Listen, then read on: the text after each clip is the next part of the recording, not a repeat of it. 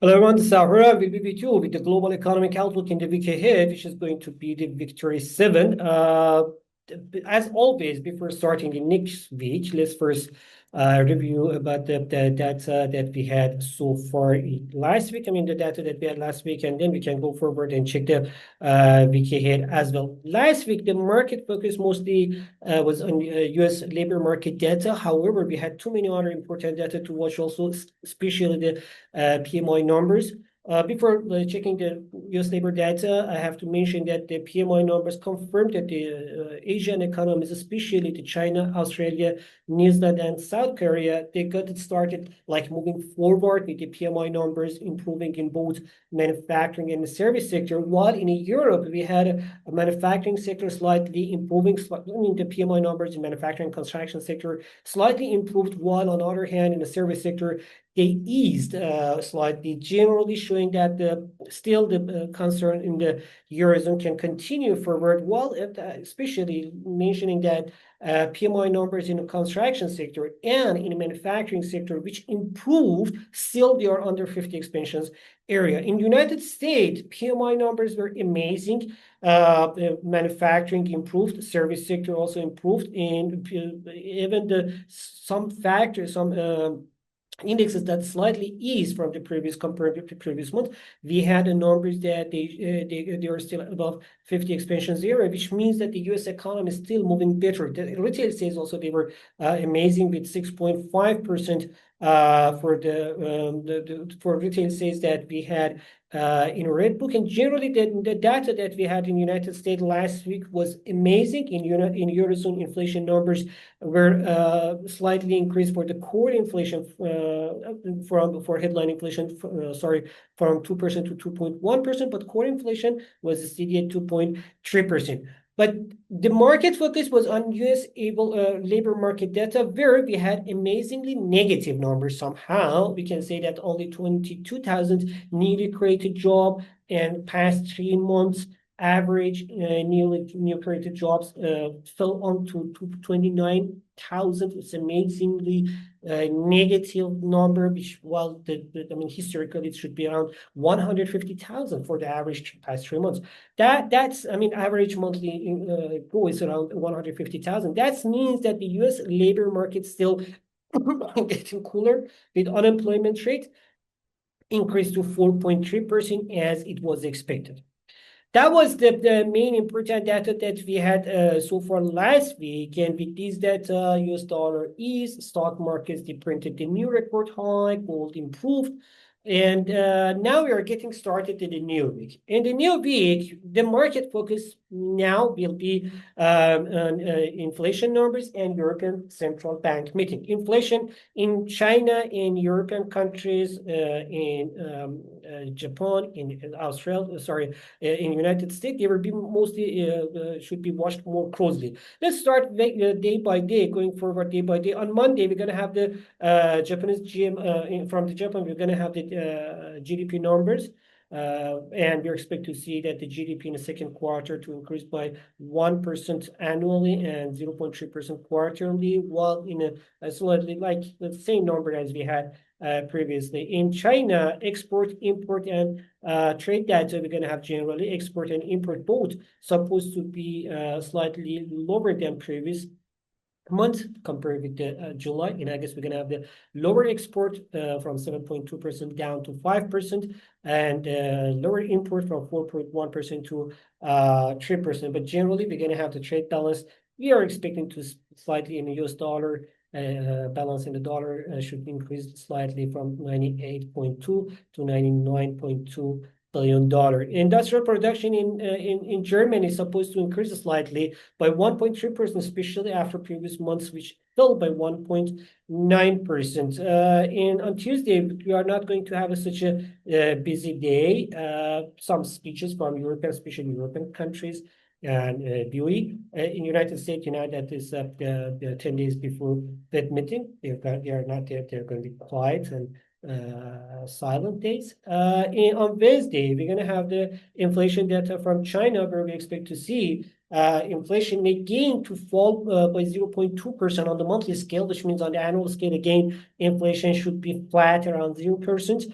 while the producer price index or producer inflation supposed to slightly gets better from previous 3.6% negative minus 3.6% to minus 2.9%, slightly improvement, but still the inflation is the main concern in the Chinese economy. Where in the United States, we can expect the inflation for producer inflation to increase by 0.3% for both headline and core PPI, especially while previous months in July, they increased by 0.9%. On the annual scale, producer price index core inflation supposed to be steady around 3.7%, and headline producer price index supposed to be around 3.3%. On Thursday, we're going to have two important data to watch.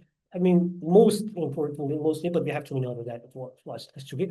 As European Central Bank supposed to help the interest rate around 2%, as the economy still need more sign to see that should be get more supportive, or the inflation, where the inflation goes. Again, I have to mention that the inflation in the eurozone, the main reason of the lower inflation in the eurozone is because of the lower demand. So the central bank is supposed to, make some balance between these numbers, inflation, demand, labor markets.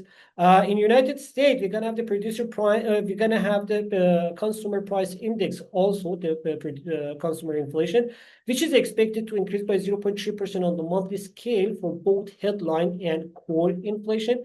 And that means that on the annual scale, the headline inflation supposed to increase to 2.9% from previous 2.7%, and core inflation supposed to stay unchanged at 3.1%. And Friday, it's going to be the British Day, while as we're going to have the GDP numbers, we're going to have the industrial and manufacturing production data, where we expect to see slightly weaker data after previous weeks amazing data which we had from United Kingdom. UK data previous week very positive, and that was one of the main reasons to saw some support from British pound. On the inflation expectations side from the Michigan University, which is supposed to publish next week, we expect to see the consumers' expectation for the inflation is not going to change too much.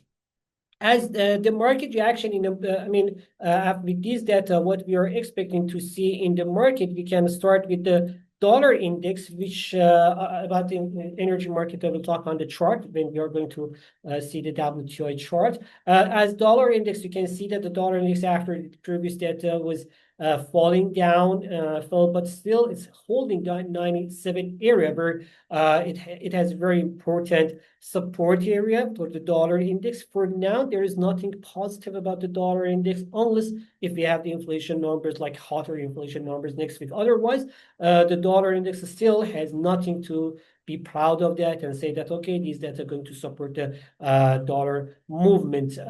As for other data, for reaction for the week ahead, we expect to see the dollar index still slightly under pressure, and the market can change the condition. The market condition can change if only the inflation numbers gets higher.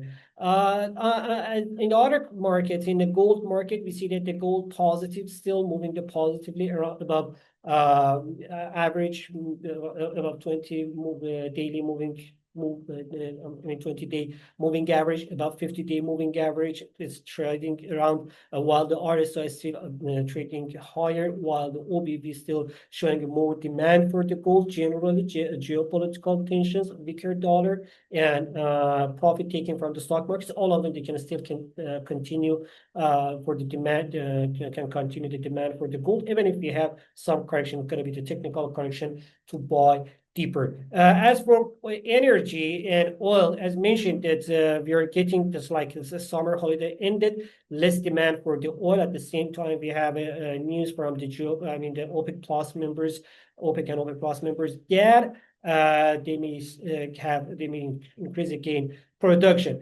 Week ahead going to be very important week for energy market, while we're going to have the OPEC monthly report, EIA and IEA monthly reports. All of them, they're going to publish their monthly report with their expectations for 2026 and the end of the 2025. The oil market going to be, oil market will react to these numbers, but generally we are not expecting such a positive and brilliant number. As for the stock markets, with this expectation of cutting their rates, I mean, for the September meeting and then continuing in next month, now because there's a chance of the 3 rate cut also increasing in the market. However, I do believe, personally, I do believe we're going to have only 2 rate cut maximum. But now the trade rates cut in September, October, and December, the chance of that is increasing. That supported the stock market to print new all-time high, but the profit taking again brought it down lower at the last hours of week. But generally, what we can say in the market, that the market is still positive and about that energy is still positive and going forward.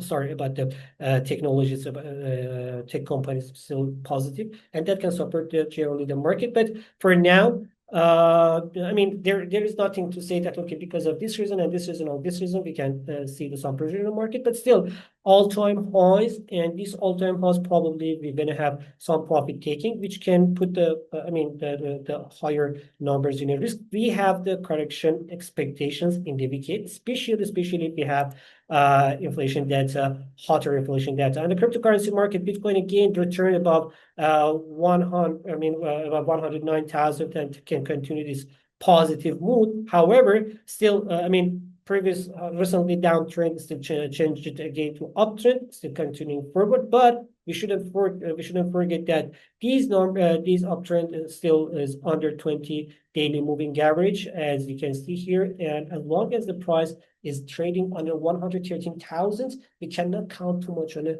uptrend. And for now, still the Bitcoin need to confirm more numbers to say that, okay, the kind of downtrend is changing to uptrend. Yeah, that's it. Like very shortly, what happened like previous week and what we're going to expect for the week ahead. Hope it was useful for you. Talk to you again next day. Have a good time. Bye.